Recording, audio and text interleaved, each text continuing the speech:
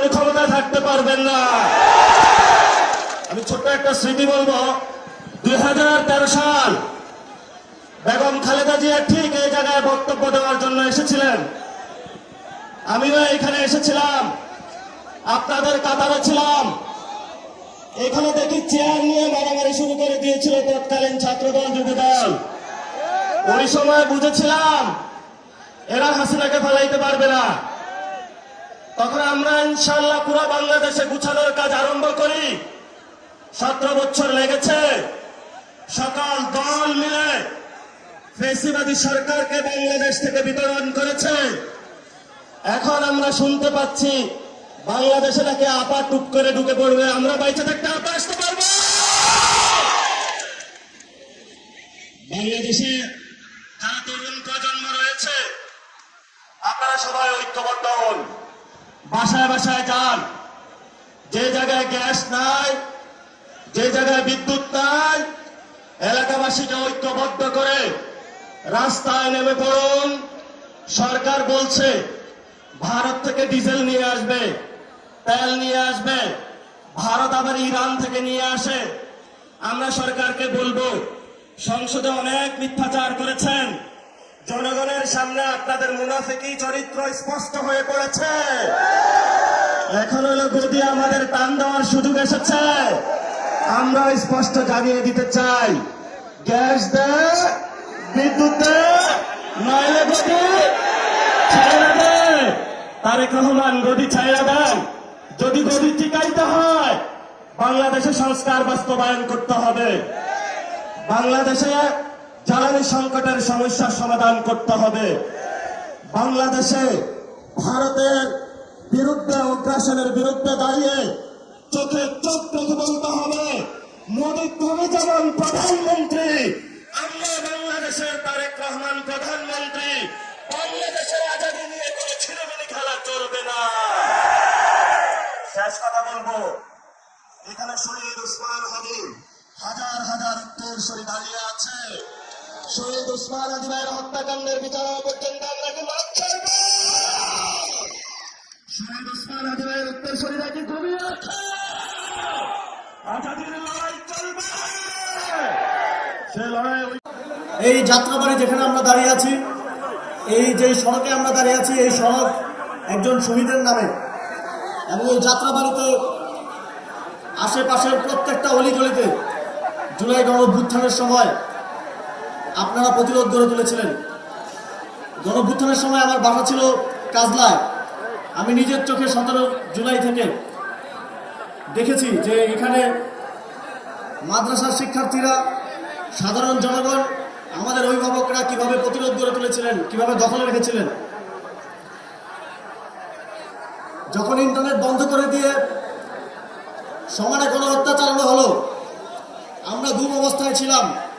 তখন বের হয়ে এসে জানতে পারলাম শেখ হাসিনার সরকার সারা দেশ নিয়ন্ত্রণ নিতে পারলেও এই যাত্রাবাড়িকে কিন্তু আপনারা নিয়ন্ত্রণে নিতে দেন নাই। এই যাত্রাবাড়ি জুলাই গণঅভ্যুত্থানে সর্বপ্রথম স্বাধীন হওয়া অঞ্চল। আগামী দিনেও এই যাত্রাবাড়ি আমাদের গণভোটের রায় বাস্তবায়ন সহ এই দেশের মানুষের জন্য গণতান্ত্রিক লড়াই, রাজনৈতিক লড়াইয়ে গুরুত্বপূর্ণ ভূমিকা রাখবে, এটা আমাদের বিশ্বাস। বন্ধুগণ, আমরা গত 5 মাস ধরে একটা নতুন সরকার দেখছি। এর আগে প্রায় 1.5 বছর ধরে আমাদেরকে প্রতিদিন শুনতে হয়েছে যে নির্বাচন হলে নাকি সবকিছু ঠিক হয়ে যাবে। আমাদেরকে আরো শুনতে হয়েছে যে যাদের পেটে ভাত নাই তারা সংস্কারের কি বুঝবে। তো তারা নাকি ক্ষমতায় আসলে আমাদের পেটে ভাত থাকবে, তারপরে মানুষজন ভালোভাবে থাকবে, ফ্যামিলি কার্ড, এই কার্ড, ওই কার্ড, নানা কার্ড পাওয়া যাবে। তো তারা ক্ষমতায় আসলো। আজকে 5 মাস শেষ, 6 মাস হতে চলল। এখন সংস্কার তো নাই, গ্যাস বিদ্যুৎ নাই, পেটে ভাতও নাই। মাশাআল্লাহ, তারা যেই পেটে ভাতের কথা বলতো, আলহামদুলিল্লাহ তারা আসার পর এখন কোনো কিছুই আর জনগণের কাছে সহজলভ্য নাই। আমরা আজকে এই প্রোগ্রামে আসার আগে একটা নিউজ দেখতেছিলাম। আমরা তো অন্তর্বর্তী সরকারের সময় থেকে শুরু করে চাঁদাবাজির বিভিন্ন অভিনব কৌশল, অভিনব উপায় শুনছি, নিউজে দেখছি। আজকে আসলে একটা নিউজে দেখছিলাম, আপনারাও দেখেছেন সম্ভবত, যে কোনো একটা গ্রামে জমিতে গরু মহিষ চড়াইতে হইল, গরু মহিষকে ঘাস খাওয়ায় না, চড়াইতে হইলেও ছাত্রদলকে চাঁদা দিতে হয়। জনাব মির্জা ফখরুল ইসলাম আলমগীর, তিনি সম্ভবত রাষ্ট্রপতি হবেন, তিনি নির্বাচনের আগে বলেছিলেন যে তারা ক্ষমতায় আসলে বছরে 1 কোটি কর্মসংস্থান তৈরি করা হবে। তো তারা কিন্তু তাদের কথা রেখেছেন। বছরের 6 মাসও হয় নাই, কিন্তু ছাত্র দলের, যুব দলের, বিএনপির অলরেডি চাঁদাবাজির মাধ্যমে 50 লাখ কর্মসংস্থান নিশ্চিত হয়ে গেছে।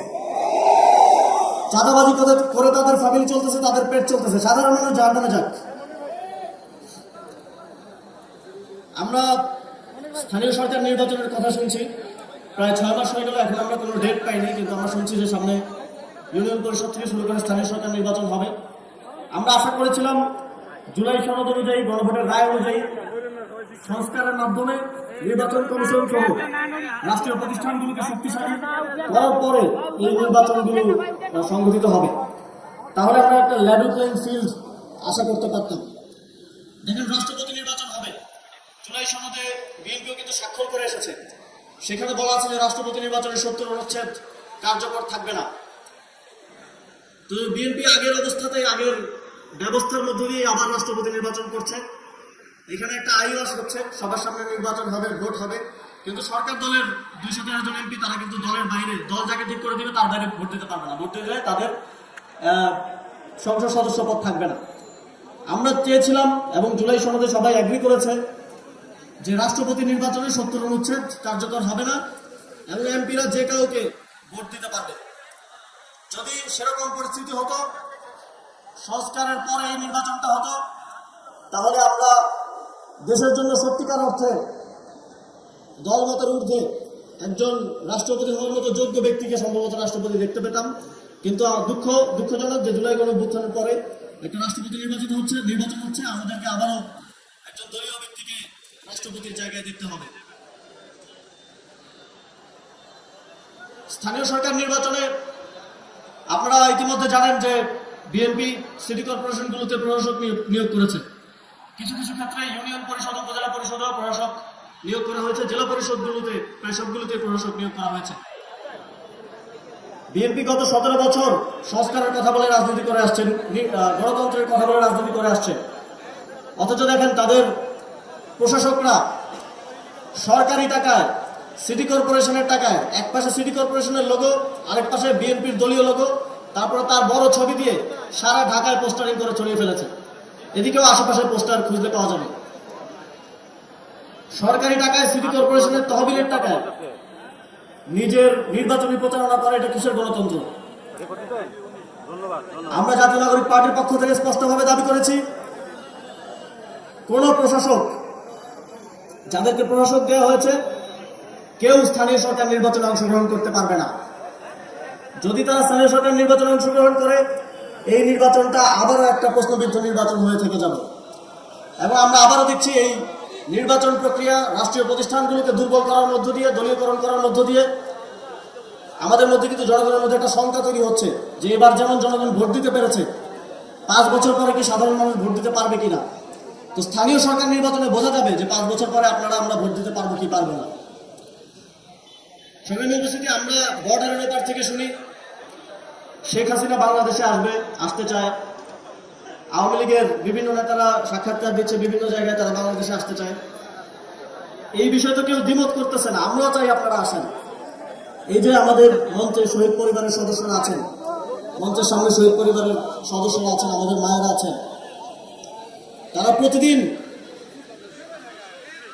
আল্লাহর কাছে দোয়া করেন যে তাদের সন্তানের হত্যার জন্য যেন দায়ী, তাদের যেন বিচার নিশ্চিত হয়। শেখ হাসিনা বাংলাদেশে ফিরলে সেই বিচার নিশ্চিত হওয়ার জন্য, সেই বিচার নিশ্চিত করার জন্য আমরা প্রস্তুত আছি ইনশাআল্লাহ।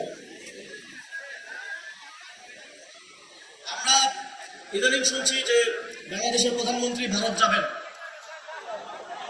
আমরা স্পষ্টভাবে বলতে চাই, জাতীয় নাগরিক পার্টি মনে করে জুলাই গণঅভ্যুত্থানে, গণহত্যার জন্য দায়ী যারা এখনো ভারতের আশ্রয়ে আছে, যারা ভারতের আশ্রয়ের প্রশ্রয়ে এই সাক্ষাৎকার, তারপরে প্রেস ব্রিফিং করে যাচ্ছে, এবং সর্বশেষ ওসমান হাদির খুনিরা যারা ভারতের হাতে বন্দী অবস্থায় আছে তাদেরকে বাংলাদেশের মাটিতে ফেরত না দেওয়া পর্যন্ত প্রধানমন্ত্রী যদি ভারতের মাটিতে পা রাখেন, এইটা এই দেশের জনগণের সাথে গাদ্দারি হবে।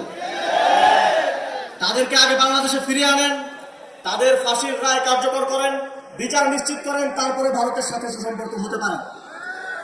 যারা এতদিন এখানে ফ্যাসিবাদ টিকিয়ে রেখেছিল, যারা এখনো গণহত্যাকারীদেরকে সহযোগিতা করে যাচ্ছে, এই গণহত্যাকারীদের বাংলাদেশে ফিরিয়ে না দেওয়া পর্যন্ত তাদের সাথে কোনো সুসম্পর্ক হতে পারে না। সংগ্রামী উপস্থিতি, এই যাত্রাবাড়িতে আপনারা জুলাই গণ অভ্যুত্থানে যেভাবে সফলভাবে স্বাধীন করেছিলেন, আগামী বাংলাদেশে গণভোটের রায় বাস্তবায়ন সহ আমাদের গণতান্ত্রিক এবং রাজনৈতিক লড়াইয়ে সেই শক্তিশালী ভূমিকায় আপনারা এখানে উপস্থিত থাকবেন, এই প্রত্যাশা ব্যক্ত করে আমার বক্তব্য শেষ করছি। আসসালামু আলাইকুম।